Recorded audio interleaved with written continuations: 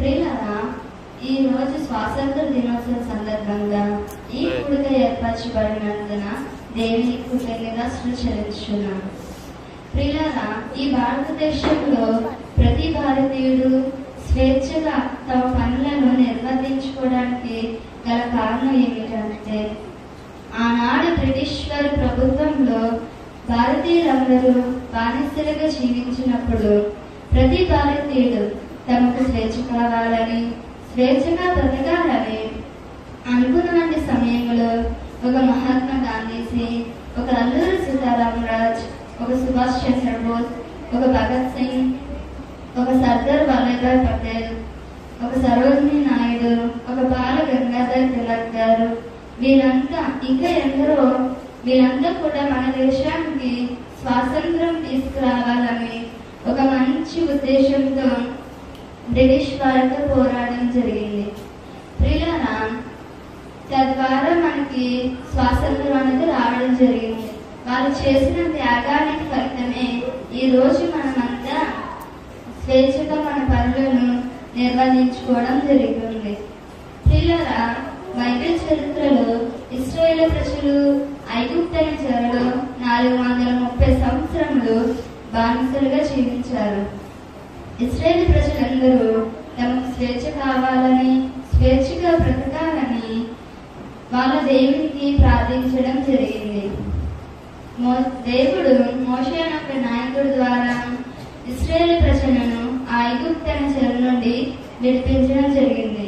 తద్వారా వాళ్ళందరికీ స్వాతంత్రం, స్వేచ్ఛ అనేది రావడం జరిగింది.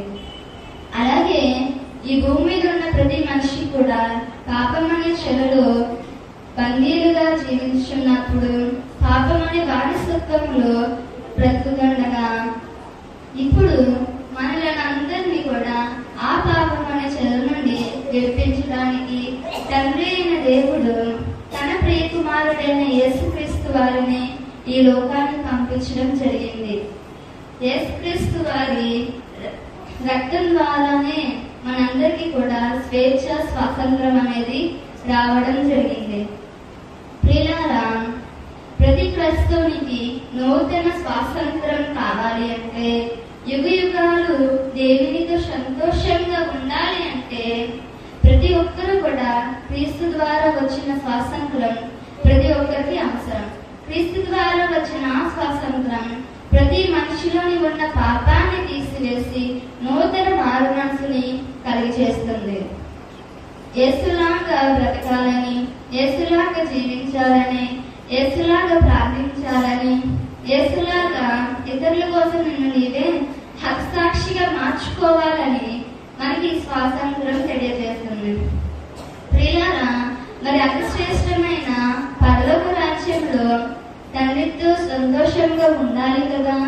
కనుక ఎవరైతే ఈ స్వాతంత్రాన్ని పొందుకొని ఉన్నారో వారందరూ కూడా, ఇంకా ఎందరైతే పాపం అనే చెరలో బందీలుగా ఉన్నారో అటువంటి వారందరికీ కూడా క్రీస్తు గురించి సువార్తను ప్రకటించాలి.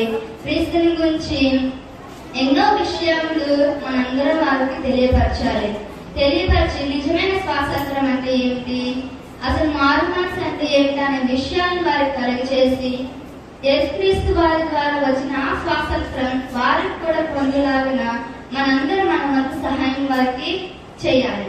క్రీస్తులాగా బ్రతకాలి, క్రీస్తులాగా జీవించాలి, క్రీస్తులాగా ప్రార్థించాలి, క్రీస్తు వలె నిన్ను నీవే హతసాక్షిగా మార్చుకోవాలి. క్రీస్తు ఉన్నటువంటి ఆ మహాపరలోకానికి మనందరం చేరుకోవాలి. Thank you.